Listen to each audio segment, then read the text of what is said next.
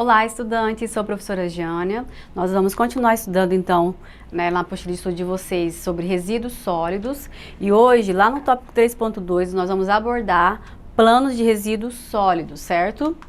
Bom, então aqui eu dividi essa aula em parte 1, tá? A gente vai falar exclusivamente de planos de resíduos sólidos. Ali na apostila de vocês, na página 23, vocês encontram esse assunto.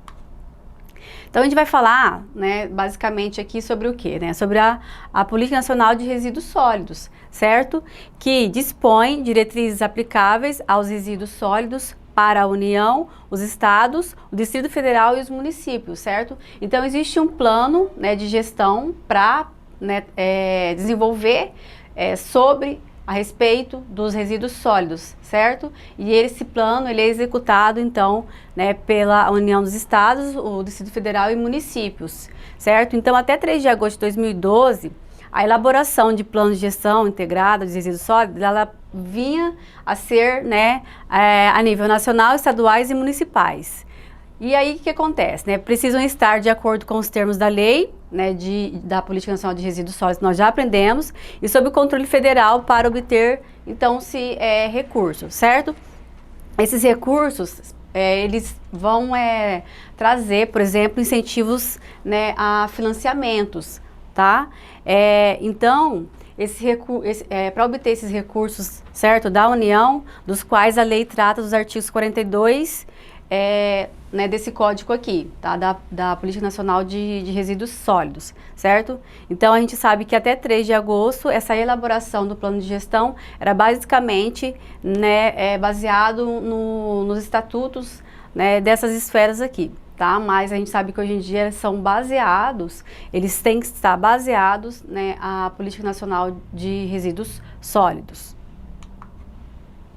Bom, então para o plano, quais são as características descritas que devem ser seguidas? Então a gente fala que é da competência da União, deve ser o ponto de partida para a aplicação das leis da Política Nacional de Resíduos Sólidos.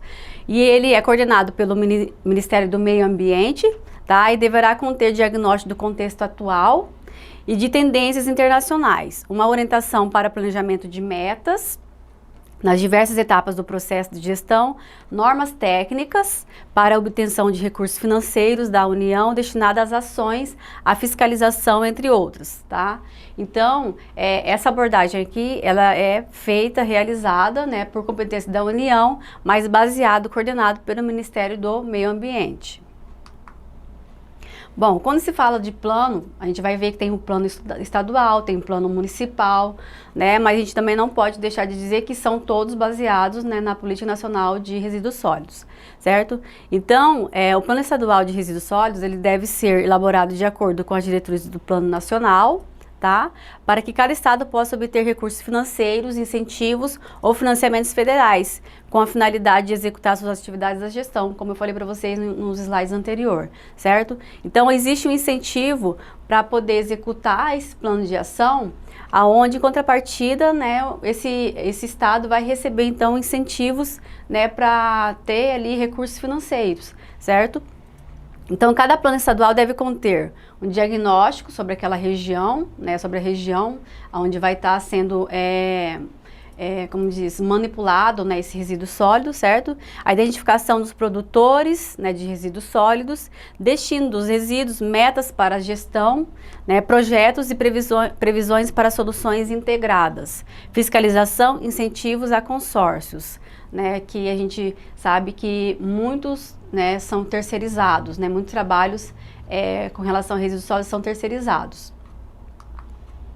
Então, o Plano Nacional e Estadual tem prazo de vigência, devem ser atualizados a cada 4 anos, tá? Tem essa normativa. Existem ainda os planos microrregionais de resíduos sólidos e os planos de resíduos sólidos de regiões metropolitanas, ou aglomerações urbanas, cuja elaboração compete aos estados membros, tá? Embora, então, tenha essas pequenas micro-regiões, o estado que vai estar, então, orientando ali, para ser executado, então, algum plano, tá? Então, aqui, a gente sabe, que de acordo com a Política Nacional de Resíduos Sólidos, no terceiro parágrafo, no artigo 17, dispõe que esses planos devem atender ao previsto para o plano estadual e estabelecer soluções integradas para a coleta seletiva, certo? A recuperação e a reciclagem, o tratamento e a destinação final dos resíduos sólidos urbanos. Então, no resumo, né, de um plano de gestão, tem que ter essas execuções aqui. Bom, para os municípios, né, como são? Então, municípios e Distrito Federal também devem elaborar planos de gestão integrada de resíduos sólidos, tá? Geralmente usa essa sigla aqui, ok? Então, para que possa obter recursos financeiros, incentivos ou financiamento, também aqui, né, da União, com a finalidade de realizar limpeza urbana e manejo de resíduos sólidos, tá? Então, o objetivo aqui, né, eles vão obter, né, de uma forma geral, né, incentivos, né, os municípios que empreendem cooperativas de catadores, ou seja, de recicladores, né, de resíduos sólidos.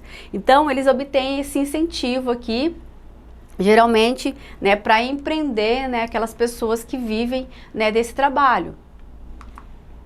Bom, aqui a gestão integrada do município, né, a gente sabe que tem algumas questões. Então, o que deve incluir? Diagnóstico para produtores, né, de resíduos, analisar, né, se, por exemplo, em determinadas empresas, né, ou tipo construção, né, como é que está sendo produzido esse resíduo, se já tem um plano ali, né, identificação de locais para disposição do destino final, procedimentos técnicos e operacionais de coleta, tá, algo também para ser analisado, gerenciamento, transporte e limpeza urbana e formação de empreendimentos que utilizam resíduos sólidos para fonte de renda, tá? Também existe aqui, né, essa motivação, tá?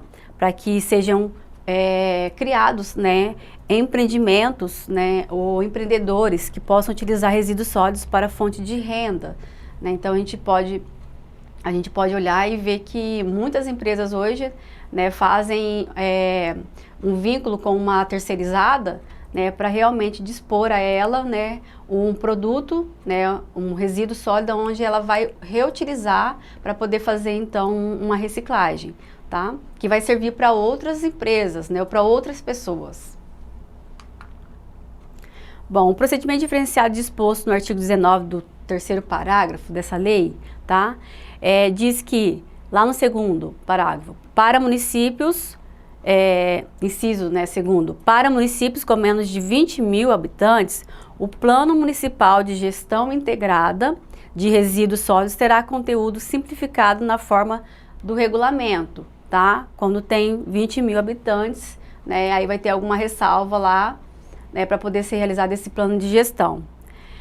No inciso terceiro, tá? A gente sabe que não se aplica, né, na verdade aqui no parágrafo terceiro, né, no segundo inciso, não se aplica a municípios.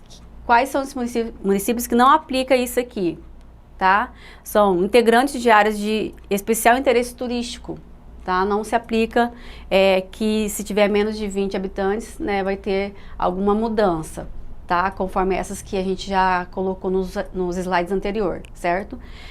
Que mais? Inseridos na área de influência de empreendimentos ou atividades com significativo impacto ambiental, tá? Então também não se aplica isso aqui, tá? Então pode ter lá 10 mil, né, habitantes, né, vai ter que ser aplicada integralmente, né, essa legislação.